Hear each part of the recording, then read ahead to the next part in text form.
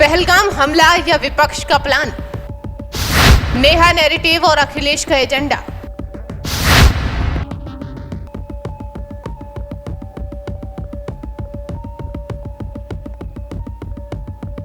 कविता की आड़ में गाली, नेहा सिंह राठौर अब सीधे जाहिल, औकात और ठोक तो जैसे शब्दों तक पहुंच गई हैं।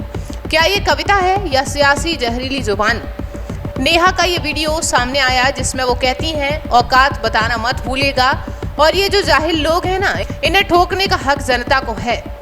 कविता के नाम पर ठोक दो, जाहिल, औकात। नेहा सिंह राठौर अब खुलकर भाषा की सारी सीमाएं लांघ चुकी हैं। जनता के नाम पर असल में ये हमला है लोकतंत्र की गरिमा पर। हर बार बीजेपी पर हमला, हर बार चुनाव से पहले एक नया वीडियो, और हर बार जनता की आवाज के नाम पर सिर्फ एक एजेंडा। बीजेपी इक्वल ठोक दो सरकार, नेहा इक्वल ठोक दो कविता। हर बार चुनाव आए, हर बार वही भाषा, हर बार वही टारगेट, योगी सरकार। जिस सरकार ने कानून व्यवस्था में सुधार किया, राम मंदिर का निर्माण किया, हर जिले में मेडिकल कॉलेज खुलवाए, उसी सरकार को नेहा सिंह राठौर जाहिलों की सरकार कहती हैं। इस बार नेहा ने अपनी कविता में जो बोला वो सिर्फ शब्द नहीं, एक खुला पॉलिटिकल स्टेटमेंट था, और शायद एक सिग्नल भी। हमें सत्ता नहीं चाहिए। पहलगाम में हमला हुआ और देश शोक में डूबा, और विपक्ष की स्क्रिप्ट एक्टिव हो गई। नेहा सिंह राठौर ने तुरंत सरकार को जिम्मेदार ठहराया, जैसे उन्हें हमले से पहले ही मालूम था कहां बोलना है और क्या बोलना है।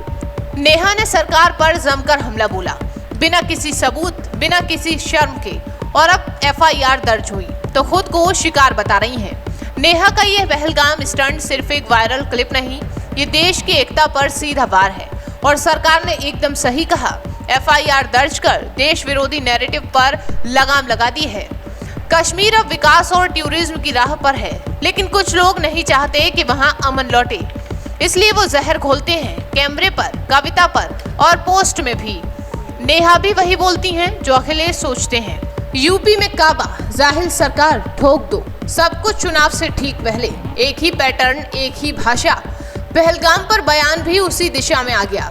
सरकार को नीचा दिखाओ, आतंकवाद का असली मुद्दा गायब करो। अखिलेश कई बार नेहा की तारीफ भी कर चुके हैं, उनकी पोस्ट को रीट्वीट भी कर चुके हैं। क्या ये सब यूं ही है?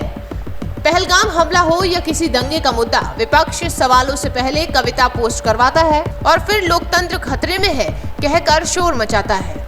अब सवाल ये कि क्या ये कलाकार की अभिव्यक्ति है या एक पक्षीय राजनीति जहर?